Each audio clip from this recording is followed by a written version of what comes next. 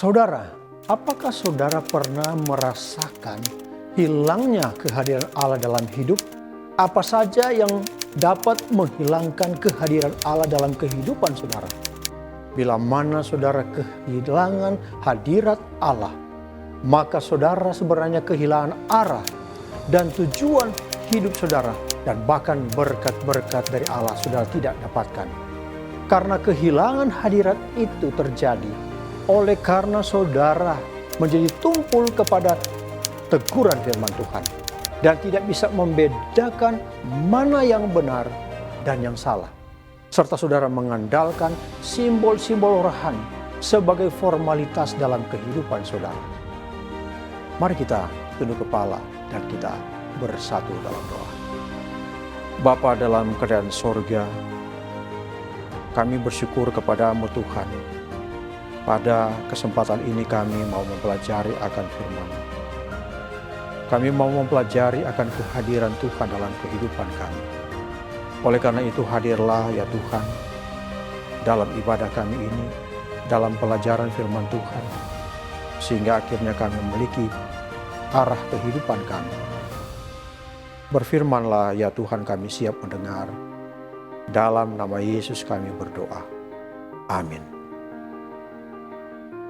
Salam sejahtera bagi kita semua, shalom.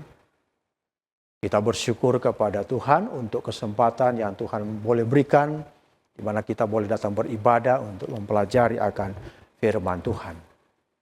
Ada peribahasa mengatakan seperti ini. Gajah mati meninggalkan gading. Harimau mati meninggalkan belang. Manusia mati meninggalkan nama. Artinya, gajah itu dikenal dari gadingnya. Harimau dikenal dari belangnya. Tetapi manusia dikenang dari namanya, yaitu reputasi, karakter, perbuatannya selama hidup. Jadi hidup manusia itu tidak diukur dari berapa lama ia hidup, tetapi dari bagaimana ia hidup. Ada beberapa alasan orang memberi nama ketika akan melahirkan, keluarga mempersiapkan nama mereka.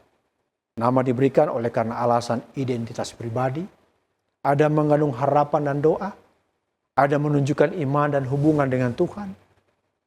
Oleh karena mungkin menghormati orang tua atau tradisi keluarga, ada makna rohani yang dalam. Atau oleh karena ada peristiwa kejadian dalam pengalaman hidup, maka nama itu diberikan.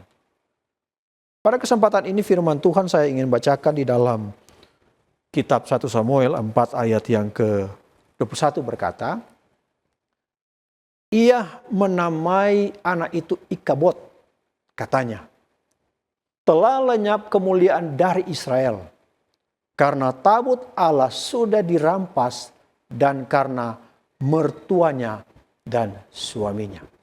Dalam 1 Samuel 4 ayat 21 ini menyebutkan salah satu nama, yaitu nama Ikabod, yang mempunyai arti telah lenyap kemuliaan dari Israel. Ikabod ini adalah anak dari Pinehas. Dan pada waktu anak ini akan lahir, istrinya lahir dalam keadaan hamil tua, dalam keadaan susah payah, maka anak ini kemudian lahir dan diberi nama Ikabod. Anak ini adalah cucu daripada Imam Eli. Dan tadi sudah mengatakan bahwa ayat ini mengatakan bahwa artinya adalah telah hilang atau telah lenyap kemuliaan Allah atau kehadiran Allah di tengah-tengah Israel. Itulah sebab alasan ini diberikan. Mengapa? Oleh karena dalam 1 Samuel 4 kalau kita membaca bahwa sebenarnya alasannya adalah nama Ikabod ini oleh karena tabut Allah telah dirampas. Kalau berbicara tentang tabut Allah, ada beberapa sebutan lain. Seperti disebut tabut hukum, atau tabut perjanjian Tuhan, atau tabut Tuhan, atau tabut kudus, atau juga disebut tabut kekuatan. Nah, kalau kita membaca Alkitab tentang tabut ini, dalam Keluaran 25 ayat 22, kitab Keluaran khususnya 25, menyebutkan tentang tabut Allah ini, bagaimana panjangnya, lebarnya, terbuat dari kayu apa, disebutkan di sana. yaitu terbuat dari kayu akasia, kemudian dilapisi oleh emas. Dan kemudian di dalam tabut ini berisi 2 loh batu. Dan kemudian ada juga tongkat Harun di dalamnya. Dan kemudian ada mana dalam buli-buli yang taruh di dalam tabut itu. Dan yang membuat itu adalah Besalel. Kemudian di bagian atas tabut itu ada kerup, 2 kerup yang. Lalu kemudian ada 2 kayu pengusung. Itulah gambaran tentang tabut Allah. Nah, tabut Allah atau tabut perjanjian Allah ini melambangkan tentang kehadiran atau kemuliaan Allah yang ada di tengah-tengah bangsa Israel. Kemuliaan dan kehadiran Allah itu sama dengan datangnya berkat yang memelihara bangsa Israel pada waktu itu. Nah, kehadiran Allah ini melalui tabut perjanjian telah menjadi berkat bagi Israel, dan ada beberapa contoh Alkitab. Kalau kita membaca pertama dalam Yosua pasal 3 ayat 1 sampai 17, dikatakan di sana pada waktu mereka mau menyeberang sungai Yordan, maka tabut Allah ini atau tabut perjanjian ini yang ada di depan. Dan kemudian sungai Yordan itu terbuka menjadi berkat bagi bangsa Israel. Dan pada waktu juga ketika bangsa Israel menghadapi tembok Jericho, maka tabut inilah yang dibawa keliling berhari-hari sampai pada hari ke-7. Dan kemudian akhirnya tembok Jericho ini dia runtuh. Mengapa? Oleh karena tabut, oleh karena kehadiran Allah yang disimbolkan oleh tabut itu. Dalam Yosua 6 ayat 1 sampai 27 tentang jatuhnya tembok Jericho. Dan kita bisa lihat juga yang ketiga adalah dalam 1 Tawarik pasal 13 ayat 1 sampai 14. Ada satu keluarga yang namanya keluarga Obed Edom. 1 Tawarik pasal 13 ayat yang ke-14, dia katakan bahwa 3 bulan lamanya tabut Allah itu tinggal pada keluarga Obed Edom di rumahnya. Dan Tuhan memberkati keluarga Obed Edom dan segala yang dipunyainya. Jadi inilah berkat-berkat pada waktu zaman Israel ketika tabut Allah itu hadir. Termasuk keluarga Obed, mereka diberkati oleh Tuhan oleh karena kehadiran tabut Allah ini yang sesungguhnya adalah kehadiran daripada Tuhan Allah sendiri. Karena tadi saya katakan bahwa di dalam tabut itu terutama dan terpenting adalah berisi 10 hukum Allah. 10 hukum Allah yang mengatur kehidupan daripada bangsa Israel. Jauh sebelumnya di dalam kitab Keluaran sudah disebutkan berkat daripada penurutan kepada hukum Allah. Dalam Keluaran 15 ayat 26 dia katakan firman-Nya, jika kamu sungguh-sungguh mendengar suara Tuhan Allahmu dan melakukan apa yang benar di matanya dan memasang telingamu kepada perintah-perintahnya dan tetap mengikuti segala ketetapannya, maka aku tidak akan menimpakan kepadamu penyakit manapun yang telah kutimpakan kepada orang Mesir, sebab aku Tuhanlah yang menyembuhkan engkau. Inilah janji bila mana bangsa Israel dari sejak Abraham sudah disampaikan agar supaya menuruti perintah-perintah Allah, khususnya 10 hukum Allah. Dan penekanan juga di dalam kitab Pengkhotbah pasal 12 ayat yang ke-13 dan 14 dikatakan, akhir kata dari segala yang didengar ialah takutlah akan Allah dan berpeganglah pada perintah-perintahnya, karena ini adalah kewajiban setiap orang. Karena Allah akan membawa setiap perbuatan ke pengadilan yang berlaku atas segala sesuatu yang tersembunyi, entah itu baik, entah itu jahat. Allah sangat menekankan pentingnya penurutan, karena pada akhirnya, pada waktu Tuhan datang kita akan mempertanggungjawabkan dan diperhadapkan kepada 10 hukum Allah. Dan juga Wahyu pasal 14 ayat 12 katakan, yang penting di sini ialah ketekunan orang-orang kudus yang menuruti perintah Allah dan iman kepada Yesus. Apa yang terjadi bila mana tabut perjanjian atau 10 hukum ini tidak dihargai dan dihormati, dituruti oleh bangsa Israel. Tabut Allah di mana 10 hukum Allah itu ada. Bila mana tabut perjanjian Allah tidak dihargai dan tidak dituruti. Pengalaman kita bisa lihat di dalam 1 Samuel pasal 4 sampai kepada pasal yang ke-7, kita dapati dalam peristiwa ini oleh karena bangsa Israel mereka tidak menghargai tabut perjanjian Allah yang mana hukum Allah ada di dalamnya, maka ini yang terjadi dalam 1 Samuel 4 ayat 1 sampai 21. Ketika bangsa Israel mereka berperang menghadapi orang Filistin.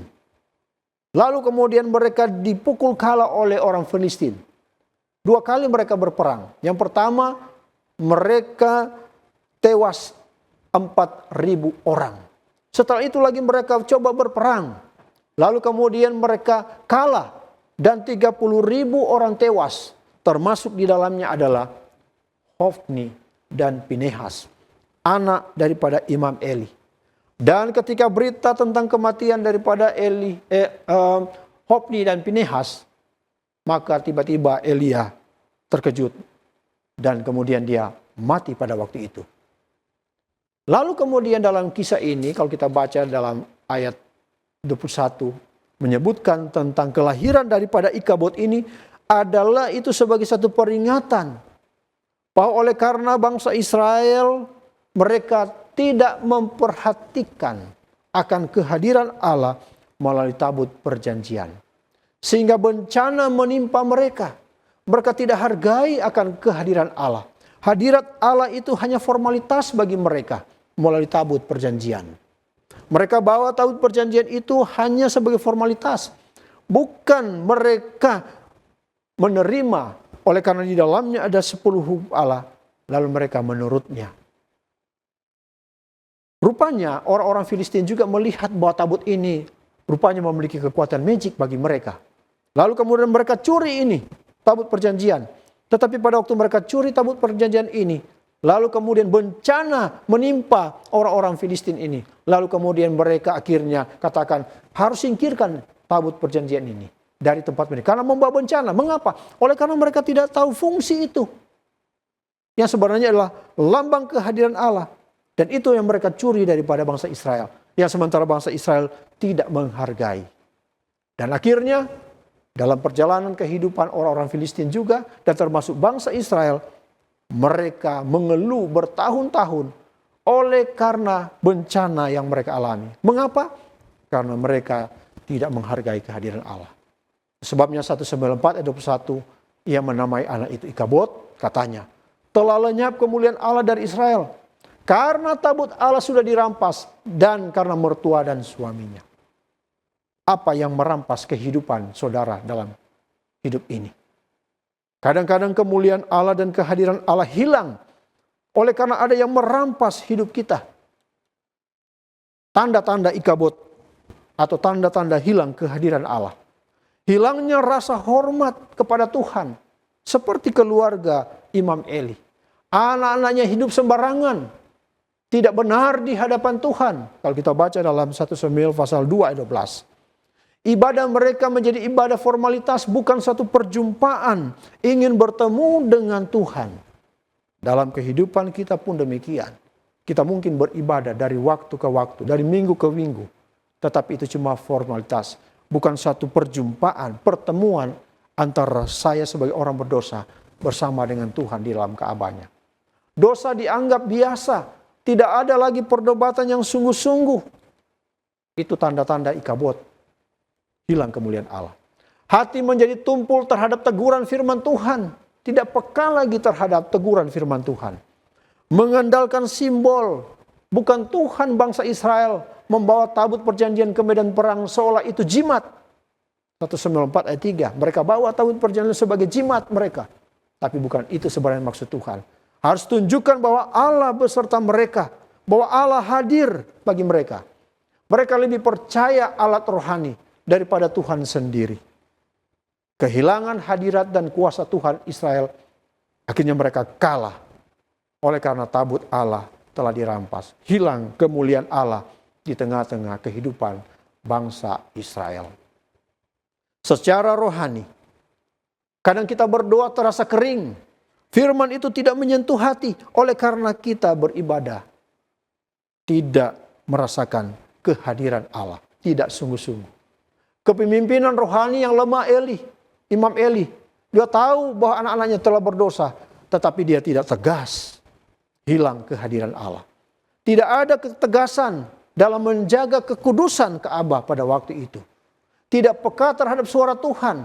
Tuhan berbicara tetapi tidak didengar atau hanya diabaikan. Adakah yang merampas? Adakah saudara merasa kehilangan kehadiran Allah atau kemuliaan Allah di dalam kehidupan saudara? Bisa saja ada yang merampas. Kebiasaan-kebiasaan kehidupan duniawi merampas kehadiran daripada Allah. Kesibukan pekerjaan kita membuat kita tidak ada waktu lagi untuk datang bersekutu secara pribadi dan berjemaat. Atau teman-teman kita atau keluarga kita yang merampas kehadiran Allah. Atau kekayaan yang Tuhan percayakan sebenarnya bagi kita. Tetapi itu telah menghilangkan kehadiran Allah dalam kehidupan kita.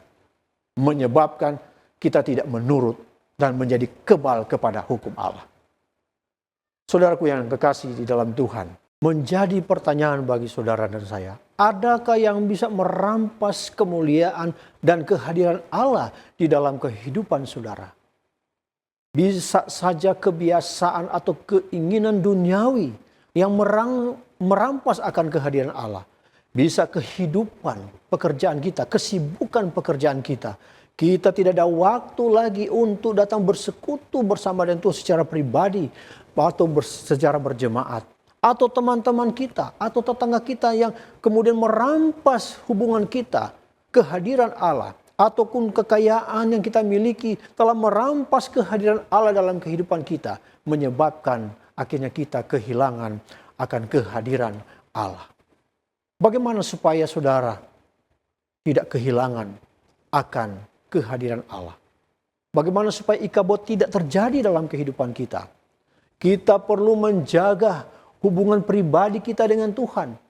Bukan hanya pelayanan kita, tetapi kehidupan doa dan firman yang hidup di dalam kehidupan kita. Hadirat Tuhan harus menjadi kebutuhan utama kita. Hidup dalam pertobatan setiap hari. Jangan kompromi dengan dosa kecil sekalipun kecil. Segera bereskan itu. Hati kita dengan Tuhan. Utamakan Tuhan. Bukan simbol-simbol rohani yang seringkali ketika kita datang pada perayaan Paskah, Natal, hanya simbol-simbol rohani tetapi tidak ada kehadiran Tuhan di dalam kehidupan kita. Jangan gantikan Tuhan dengan aktivitas gereja kita, jabatan dan rutinitas kita. Kita harus fokus pada pribadi Tuhan, kepada kehadiran Tuhan di dalam kehidupan saudara saya. Ikabot ini bukan terjadi tiba-tiba. Itu adalah hasil dari proses menjauh dari Tuhan sedikit demi sedikit. Sedikit demi sedikit kita menjauh dari Tuhan. Maka jika dosa dibiarkan, jika ibadah jadi rutinitas, jika Tuhan digantikan oleh hal-hal duniawi, maka tanpa sadar kita sedang menuju kepada ikabot, yaitu hilangnya kehadiran Allah. Tetapi kabar baik bagi kita pada saat ini, pada kesempatan ini adalah selama kita kembali kepada Tuhan, Tuhan sanggup memulihkan kita. Tuhan hadir dalam kehidupan kita dan kemuliaan Tuhan akan nampak di dalam kehidupan saudara dan saya. Itu sebabnya kita kembali kepada firman Tuhan di dalam Keluaran 15 ayat 26. Firman-Nya, jika kamu sungguh-sungguh mendengar suara Tuhan Allahmu dan melakukan apa yang benar di matanya dan memasang telingamu kepada perintah-perintahnya dan tetap mengikuti segala ketetapan-ketetapannya, maka aku tidak akan menimpakan kepadamu penyakit manapun yang telah kutimpakan kepada orang Mesir, sebab aku Tuhanlah yang menyembuhkan engkau. Saudaraku yang kasih dalam Tuhan, marilah kita selalu mengundang kehadiran Allah di dalam kehidupan kita setiap waktu. Tuhan kiranya memberkati saudara dan saya bawa dalam nama Yesus. Amin. Mari kita tunduk kepala dan kita bersatu dalam doa. Bapa di dalam sorga, kami bersyukur kepadamu atas kesempatan di mana kami boleh mempelajari akan firman Tuhan. Kami diingatkan kembali agar supaya kami senantiasa menghadirkan Tuhan di dalam berbagai aspek kehidupan. Karena seringkali hilangnya kehadiran Allah oleh karena kami tidak peka kepada kehadiran Allah. Walaupun kami beribadah dan menyembah-Mu, tetapi hati dan pikiran kami tidak kepadamu ya Tuhan. Ataupun di dalam pekerjaan kami, kesibukan kami, apa yang kami lakukan, seringkali kami mengabaikan kehadiran Allah dalam kehidupan kami. Tetapi melalui firman Tuhan yang kami pelajari pada kesempatan ini, Tuhan mengingatkan kami supaya kami senantiasa menghadirkan Tuhan tengah-tengah kehidupan kami. Dan akhirnya akan menjadi berkat bagi kehidupan pribadi, keluarga, dan bagi banyak orang. Terima kasih untuk firman-Mu Tuhan. Terima kasih Engkau mendengar doa kami. Di dalam nama Yesus kami berdoa. Amin.